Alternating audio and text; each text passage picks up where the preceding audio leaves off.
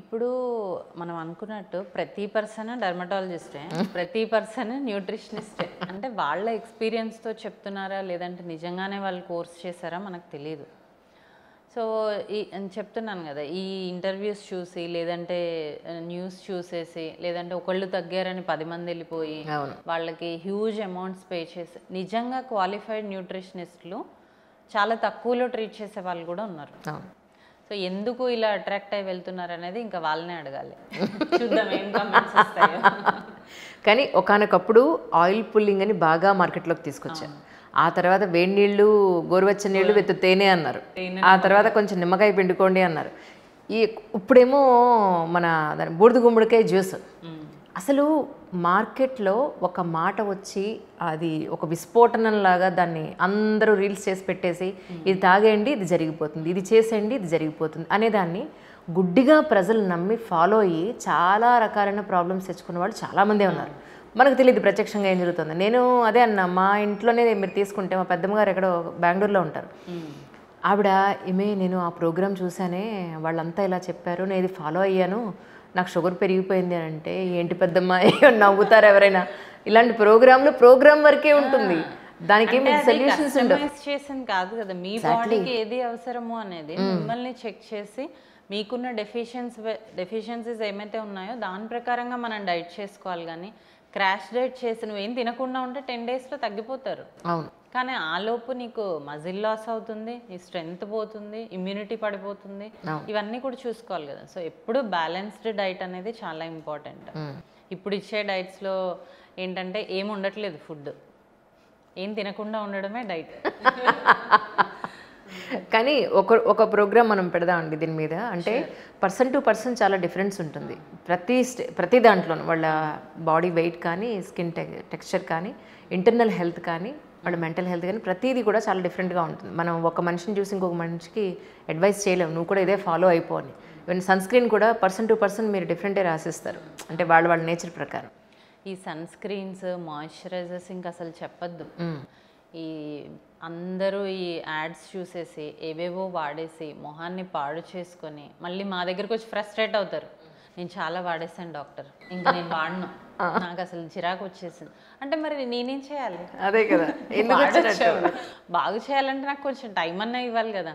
అంత టైం ఎలా పడుతుంది? మమ్మల్ని అడిగే క్వశ్చన్, మీరు ఎవరైతే నాన్ డాక్టర్స్ దగ్గరికి వెళ్తున్నా అక్కడ ఎందుకు అడగట్లేదు, ఎందుకు వాళ్ళని క్వశ్చన్ చేయట్లేదు, సైలెంట్గా ఎందుకు వచ్చేస్తున్నారు, అక్కడ అడగండి క్వశ్చన్స్. కరెక్టే, ప్రాబ్లం అయినప్పుడు వాళ్ళని నిలదీయాలి కదా, క్వశ్చన్ చేయాలి. నీకు ఒక ప్రామిస్ చేసి వాళ్ళకు ట్రీట్మెంట్ చేసినప్పుడు అది అవ్వకపోతే ఎందుకు అవ్వలేదు నువ్వు అడగకుండా సైలెంట్గా మన దగ్గరకు వస్తారు, మన దగ్గర అడుగుతారు. అవును, at the same time general health point of వ్యూలో మీరు జనరల్ పబ్లిక్ మీద ఒక చిన్న ఇంపార్టెంట్ పాయింట్ అని చెప్తారా? ఎందుకంటే ఇప్పుడు సమ్మర్లోకి ఎంటర్ అయ్యాం మనం, ఇంకో 1.5 మంత్ ఖచ్చితంగా మే ఎండింగ్ వరకు మనం సమ్మర్లోనే ఉంటాం.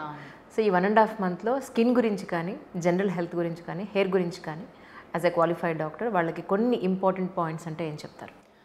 సో ఇప్పుడు సమ్మర్ వచ్చింది కాబట్టి డిహైడ్రేషన్ ఉంటుంది.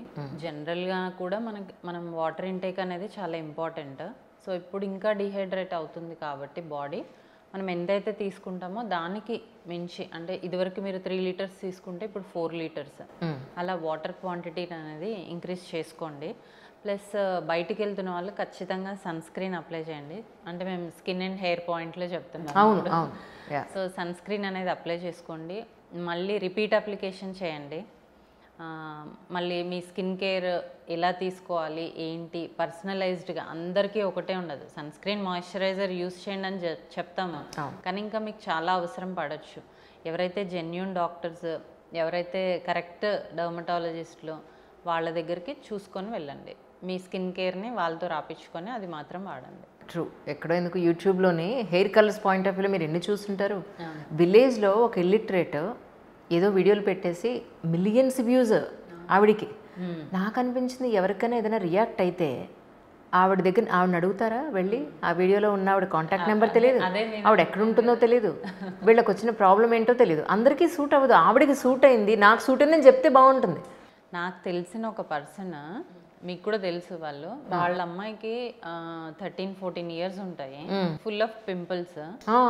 సో వాళ్ళు డాక్టర్ దగ్గరికి వెళ్తే, ఇలాగే సమ్ నాన్ డెర్మటాలజిస్ట్ దగ్గరికి వెళ్తే వాళ్ళు రెటినాయిడ్స్ అనే ట్రీట్మెంట్ స్టార్ట్ చేశారు. సింపుల్ పీలింగ్ స్టార్ట్ చేసినాడు. పీలింగ్ కాదు, టాబ్లెట్సే హై డోస్ ఆఫ్ రెటినాయిడ్స్. అంటే జనరల్గా మనం 25-30 ఇయర్స్ వాళ్ళకి ఏ డోస్ అయితే వాడతామో 13-14 ఇయర్స్ అమ్మాయికి కూడా అదే డోస్ వాడేశారు. Oh my god. వాడేయడం వల్ల ఈమెకి మొత్తం లివర్ ఫంక్షన్ అంతా దెబ్బతిన్నది. అప్పుడు వచ్చారు నా దగ్గరికి, నేనేం చేయాలి? మళ్ళీ చదువుకోని వాళ్ళ కాదు, ఎడ్యుకేటెడ్ పర్సన్సే, కానీ ఎవరో చెప్తే వెళ్ళారు. అక్కడ డాక్టరే లేరు, ఎవరో రిసెప్షన్లో ఉన్న వాళ్ళే రాసేస్తారంట ట్రీట్మెంట్, డాక్టర్ లేరు. వీళ్ళు వెళ్ళి అడగడానికి అక్కడ ఒక పర్సన్ లేరు. సో మొత్తం డ్యామేజ్ అయిపోయింది. సో ఈ రకంగా ఉన్నాయి కాబట్టి మీరు ఎవరి దగ్గరికి వెళ్తున్నా చూసుకొని వెళ్ళాలి. ఇంకొకటి ఏంటంటే ఫ్రెష్గా పాస్ అయిన డర్మటాలజిస్టులు ఎవరైతే ఉంటారో ఫ్రెషర్స్, వాళ్ళు బయటికి వచ్చాక, కాలేజ్ నుంచి బయటకు వచ్చాక వాళ్ళకి తెలీదు మనం ఎక్కడ వెళ్ళాలి, ఎక్కడ నేర్చుకోవాలి అనేది. వాళ్ళు ఏంటంటే డర్మటాలజిస్ట్ దగ్గరికి వెళ్తే ఏమన్నా తక్కువ పే చేస్తారో ఏంటో అని ఇలాంటి కాస్మెటాలజీ సెంటర్స్కి వెళ్తున్నారు కొంతమంది తెలియక. వెళ్ళడం వల్ల వీళ్ళు ఏం చేస్తున్నారంటే ఈ కాస్మెటాలజీ సెంటర్స్ వాళ్ళు వాళ్ళ సర్టిఫికేట్స్ తీసేసుకొని వాళ్ళని విసిగించడము, లేదు మీకు ఎక్కువ పే చేస్తాం ఇక్కడే ఉండు అని చెప్పడము, ఈ రకమైనవి కూడా చాలా ఉన్నాయి. నిన్నటి నుంచి చాలామంది కాల్స్ చేస్తూ ఉన్నారు, ఇలా అంటున్నారు మేడం ఏం చేయాలి అనేసి. సో వాళ్ళు కూడా ఏంటంటే ప్రాపర్ మన మీ సీనియర్సే ఉంటారు కదా, అవును కదా, వాళ్ళ సీనియర్సే, వాళ్ళని అడిగి ఒక అడ్వైస్ తీసుకొని అది ఫాలో అవ్వండి. కరెక్ట్. సో ఇలా అనెథికల్ ప్రాక్టీస్ చేసే వాళ్ళ దగ్గరికి వెళ్ళకుండా మన సీనియర్స్నే అడిగితే మేము నేర్పిస్తాం కదా. ఏమైనప్పటికీ వ్యూవర్స్ అందరికీ ఒక విషయం ఏంటంటే, ఖచ్చితంగా మీరు వెళ్ళే డాక్టర్ని 1-2 సార్లు చెక్ చేసుకుని వెళ్ళండి, గుడ్డిగా నమ్మి వెళ్ళకండి. అండ్ మీ టైంని, మీ డబ్బుని, మీ ఎనర్జీని టైం వేస్ట్ చేసుకోకుండా ఉంటారని మనస్ఫూర్తిగా కోరుకుంటున్నాం. Thank you so much Durga Kalyan garu. Thank you అండి.